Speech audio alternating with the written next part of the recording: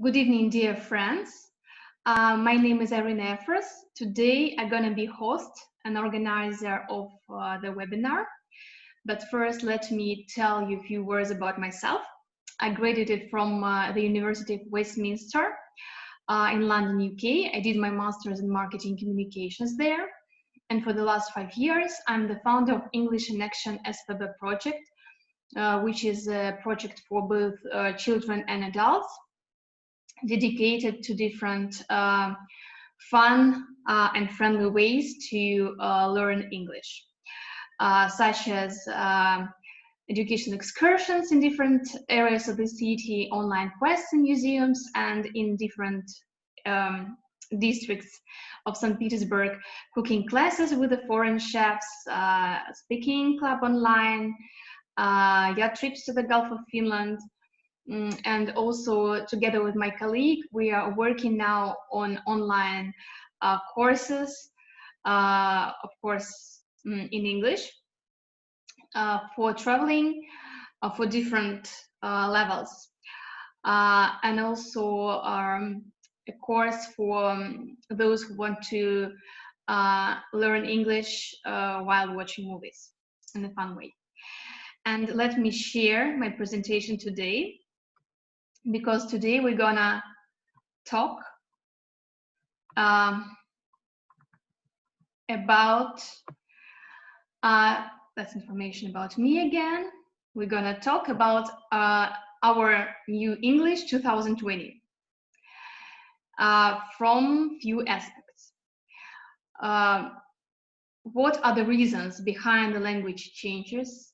13 ways of how new words appear in English dictionary. I'm going to give you checked and confirmed resources to find out information on new words, idioms, and phrasal verbs. And at the end, you can ask questions.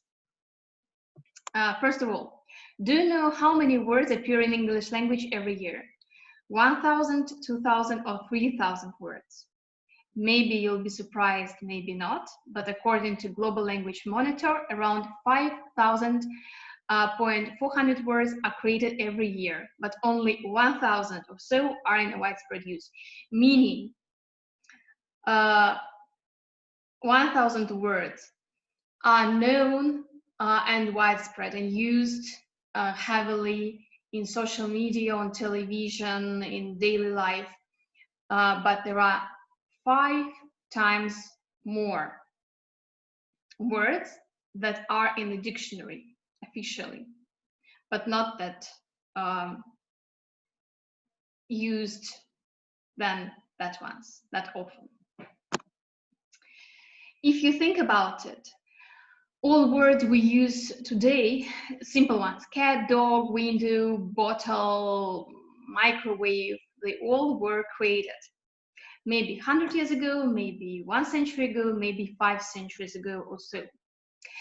Nowadays, words are spreading with the help of social media and television. A few centuries ago, there was nothing like that. So the most famous and important inventors of new words were, of course, writers.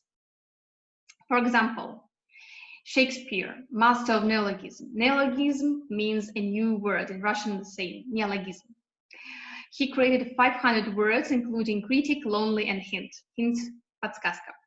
John Milton, 630 words, including fragrance, like a perfume, pandemonium. Sir Thomas More, atonement, and to anticipate. So what are the main reasons for language change and appearance of new words? First of all, of course, that the world now is much more open than today. The borders are opened, and not right now because of pandemic, but before that and hopefully after that. And because people start to travel a lot, people are changing their jobs and going abroad for a new job, getting married abroad, doing exchange like students exchange, and they're bringing new words to another culture, and they're taking new words from that culture to their motherland. Another reason is that famous people say something interesting and unusual in mass media, and it started to be repeated widely. As I told you just 1 minute ago, before, a few centuries ago, they were writers, and nowadays bloggers, TV presenters, and so on and so forth. Development is also a very important reason, because new things like gadgets are invented and they need to be named. For example, before it was smartphone, or it was iPhone, iPad, computer, microwave, oven, etc., etc. Nowadays, I put a photo of some new gadget. I even don't remember the name of it, but it's not on the market yet. They're still working on it, and I think it will be on the market in 2025. And of course, it needs its name. And another reason is big events, global events, or catastrophes that change the world. And a very good and very sad example is COVID-19. And we'll talk about that later. So let's start to learn new mechanics, 13 mechanisms by which new words are created. First, two basic mechanisms. The most simple ones are derivation and backformation. Derivation is the commonest method of creating a new word by adding a prefix or a suffix to an existing one. For example, realization, democratize, democratize, democracy, democratize, detonator, detonate, preteen, teen, hyperlink, link, and monogamish, mono, monogam, etc., etc. The new word 2020 is coronial. Coronial, it's a baby that will be born after the self-isolation, and you can see that it came from the word corona plus suffix al, coronial. Backformation, the inverse of the above, the creation of a new root word by the removal of the affix. For example, noun sleaze was backformed from sleazy in about 1967. And a similar process brought about peer, enthuse, aggress, and donate. Donation, donate.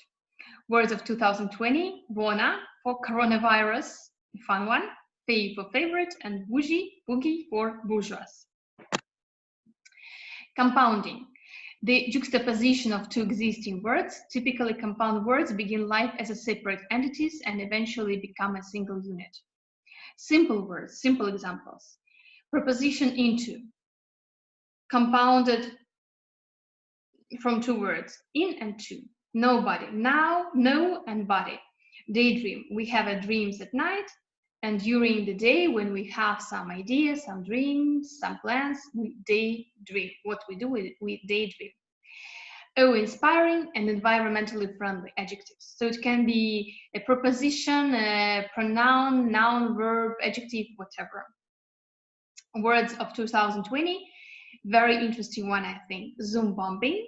It's when we're doing a presentation, a webinar via Zoom, and someone is spamming us, writing bad comments, drawing on our presentation, interrupting with some sounds, some bad words. This is called Zoom bombing. Doom scrolling. When someone is crazy about what's happening in the world because of coronavirus, he is always searching for information on the internet and scrolling on the news, like how many people died today, what's the situation in the hospitals, what's the situation in comparison to UK and to USA, and so on and so forth.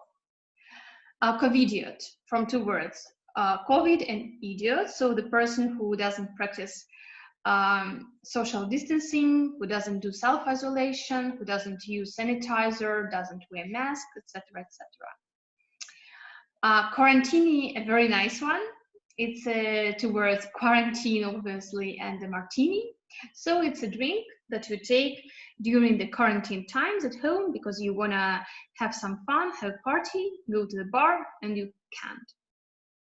So you prepare your quarantine at home and drink it during the online party with your friends. And COVID divorce is another opposite word to coronials. So if the relationship is good after the pandemic is over, there will be a lot of coronials and a lot of COVID divorces, that people spend their time in self-isolation in a way that ruins their relationship, and they go to divorce. Repurposing, another mechanism, taking a word from one context and applying it to another. For example, the crane, meaning lifting machine, and it got its name from the long-necked bird. So it was a type of the bird before, and now it's a lifting machine. The computer mouse, the same. It came from the mouse animal. Word of 2010, word of 2020. It's a hot house. Это теплица или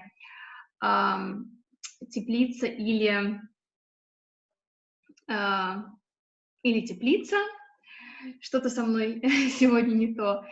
Парник, вот еще слово. And nowadays it is used as a place or situation that encourages the rapid growth of ideas. So our schools, universities, courses, like for example English courses, can be called a hot house. Conversion, taking a word from one word class and transplanting it to another. For example, friend, which can now serve as a verb as well as a noun. Why didn't you friend me? Or Google. To find something in the internet, in Google, we say Google it. We don't say find information in Google or explore the internet or something like that. It sounds very outdated, old-fashioned. We say just Google it. New words are to eye, to salt, to microwave, to knife, to cut with a knife. As you can see, this mechanism helps to simplify the language. And instead of using 2 or 3 words, use only one word. Another mechanism is eponyms, words named after a person or a place. I'm sure you know a lot of them, and maybe you don't know some of them, because there are hundreds and hundreds. For example, Alzheimer's, Down syndrome, Celsius, Apgar, the measurement when the child is born. And also cheddar, diesel, sandwich, mentor, boycott, atlas, gun, bigot, bugger, cretin, current situation. Да, текущей ситуации. Hooligan, marmalade, like a jam. Panic, silhouette, sounds a bit French there. R2, eponyms. Abbreviations. This method is increasingly popular. Actually, during the different periods of times, some methods are forgotten, some methods are very popular, extremely widespread. So nowadays, abbreviations are very popular because of social media, Facebook, WhatsApp, and the new generation, teenagers and young people, they have their own language with abbreviations.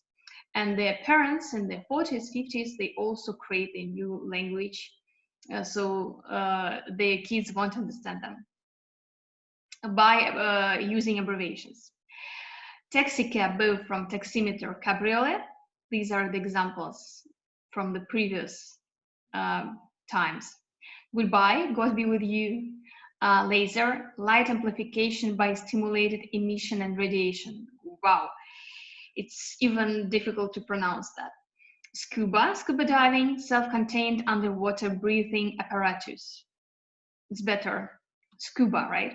And even Trump for triumph, but that's not connected to the president of the USA, I guess. Or maybe it is, who knows. And words of 2020 are bye before anyone else. Like, I'll tell you my secret bye. I'll tell you my secret before I'll tell anyone else. And can also be used as a noun. For example, she's my bye, meaning she's a very close person to me. She's very precious to me. And fawful, falling on the floor laughing.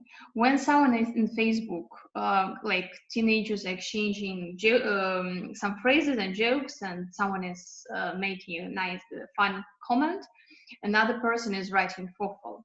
I'm falling on the floor laughing. Loan words. Maybe you don't know, but English language in the previous times, in the epoch, it was a great word thief. Most of the words in English dictionary are borrowed from other languages. They are not English originally.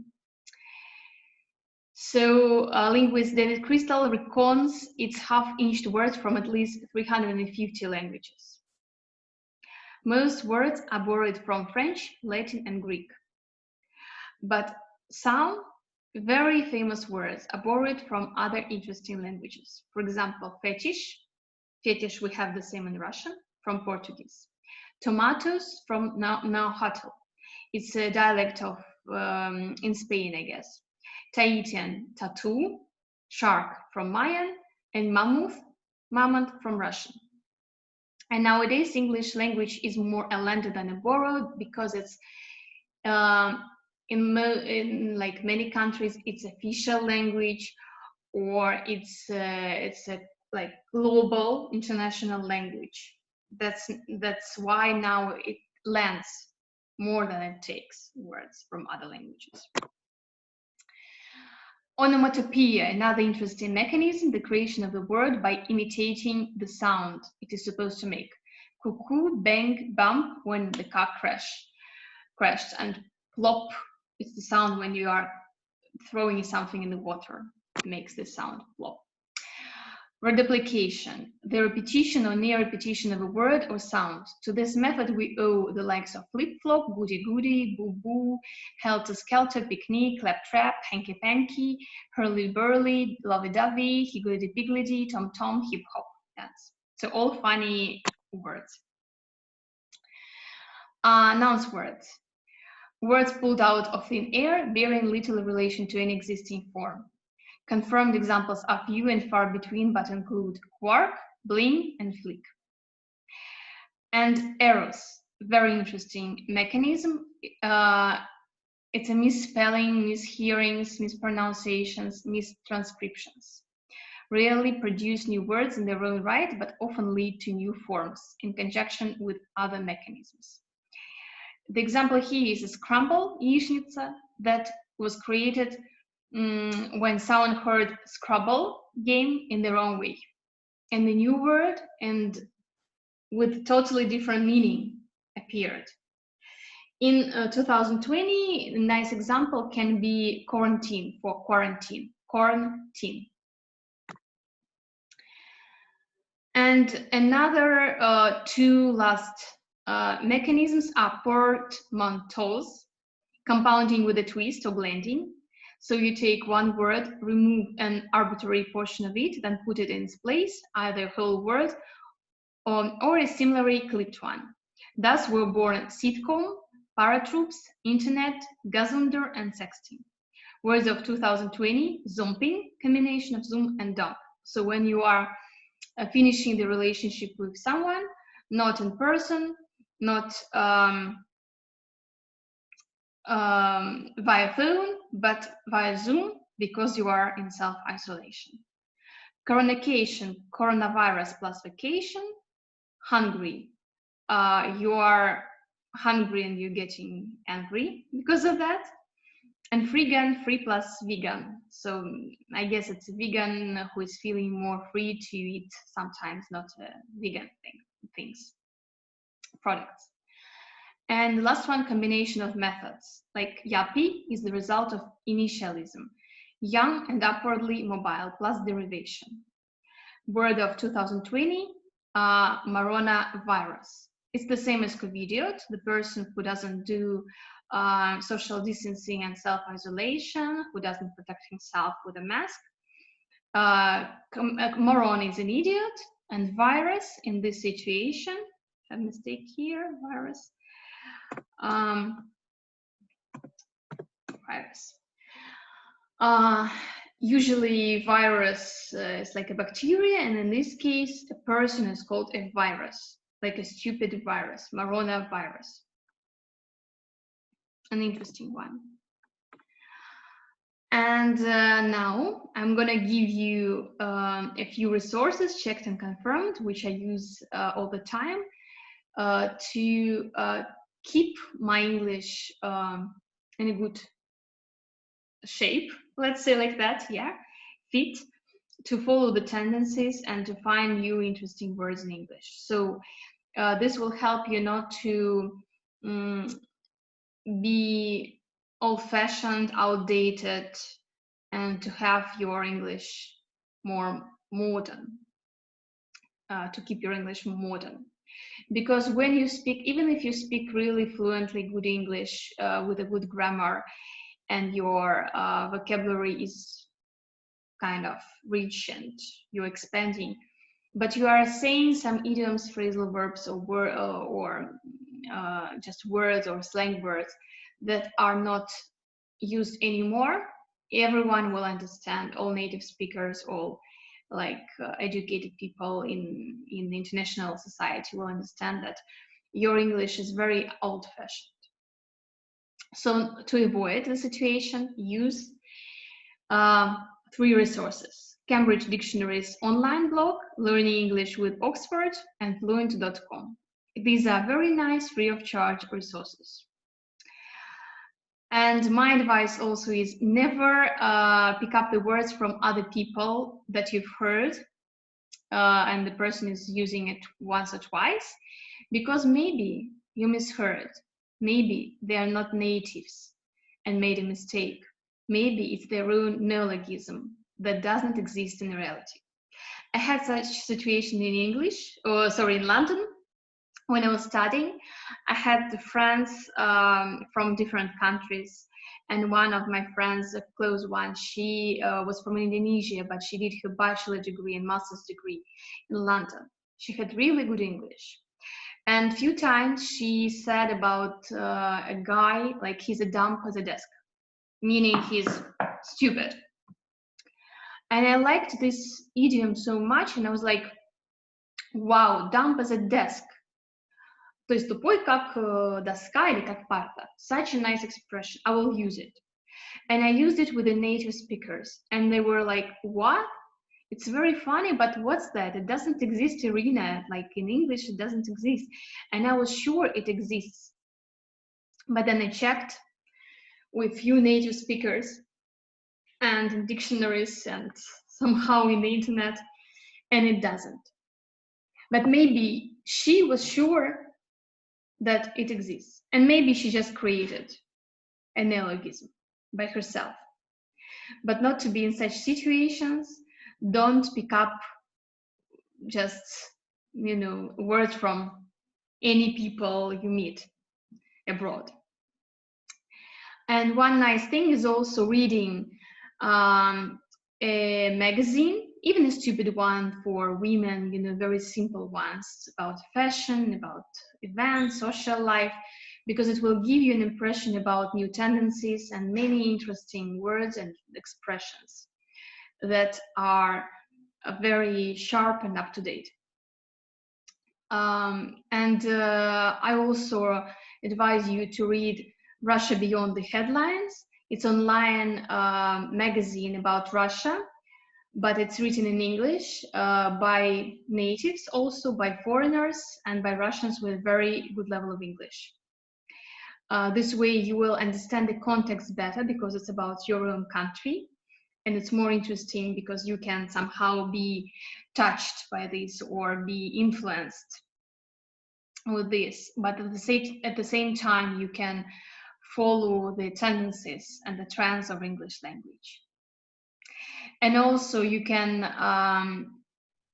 watch, not even watch, but listen to, for example, UK TV channels. Just put it on your computer, and while doing something else, while cooking, for example, or eating your lunch, dinner, you can listen to it.